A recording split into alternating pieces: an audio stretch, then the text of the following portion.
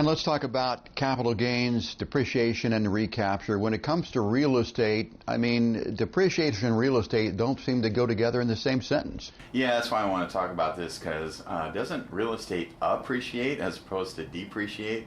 Well, it's a tax term. When you buy real estate or other capital assets, you're required to take depreciation on them, which means that according to the tax code, they're worth a little bit less every year because they're a year older. So you buy a building and so forth. You can't depreciate land.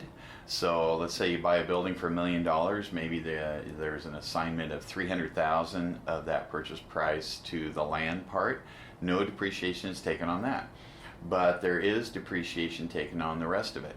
Now, some people have come to me and say, well, I didn't take depreciation because I didn't want to recapture it, because they know that someday when you sell it, if you sell it for what you paid for it or more, you're going to have depreciation recapture, and you got to give the government that money back, or give them you're going to be taxed on that, and they didn't want to take it.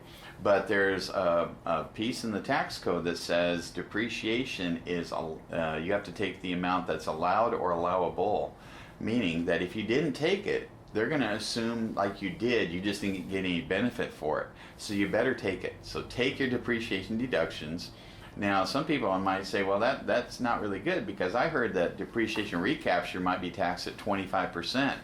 And while I was taking depreciation all those years, I was only getting a benefit at my tax rate of 15%. Yep, too bad, so sad. That's the way it works.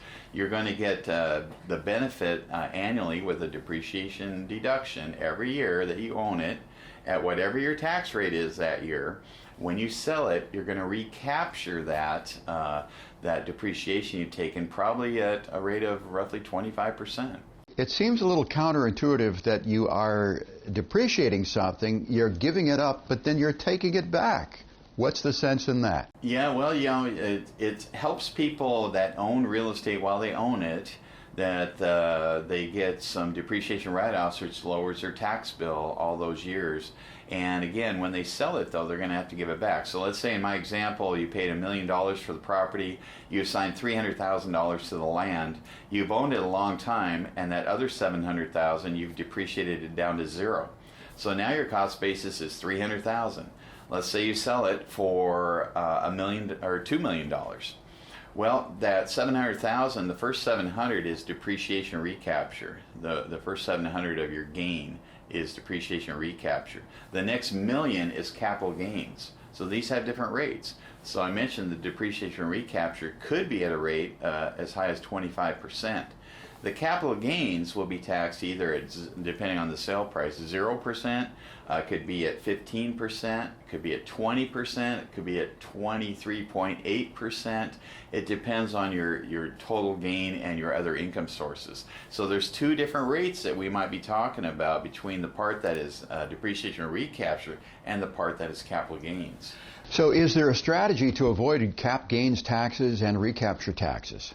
Yes, there is. So, I mentioned equipment can be property that has depreciation recapture, but with real estate, you can do a 1031 exchange. So you can sell your property and then purchase another property following the rules within identifying it within 45 days of the sale of your property, and do a 1031 exchange. A lot of people do a 1031 exchange into Delaware statutory trusts, where they don't have to be the landlord anymore, and so you could sell your property, have the money go to the qualified intermediary, do a 1031 exchange into passive real estate, and you would defer both the depreciation recapture and the capital gains. If you keep doing this until you pass away, you can get the step up in basis, meaning that all of that depreciation recapture, in my example, $700,000 of gains, goes away permanently, as well as all of the capital gains that you have above the $1 million that you paid for that property goes away permanently with the step up in basis. Once again, Brian, I think a lot of people learn best by examples. Can you give me an example of how this may have worked for a client? Yeah, there's a lot of examples where we have to do some planning around that. So when somebody comes to me and says, I need to do a DST, and say, well, wait, let's take a look at the numbers first. Does it make sense? And so the first thing I want to do is make sure there is a gain. So I've had a lot of people, here's an example when somebody didn't want to do it. I talked them out of a DST. They said, well, I've got this property and it was purchased way back 40 years ago. It's gone way up in value. And I said, well, how'd you get the property? Well, I inherited it 2 years ago. I said, well, you got to step up in basis. You don't really have much of a gain. You have some, but not very much, not enough worth doing a 1031 exchange, because you got to step up in basis. And they're all, oh, really? Yeah. And plus, I might look at their tax return and say, well, you got some capital loss carryforwards and you got other offsets here. You don't need to defer this tax. You can go ahead and pay it because you got, these things working in your favor.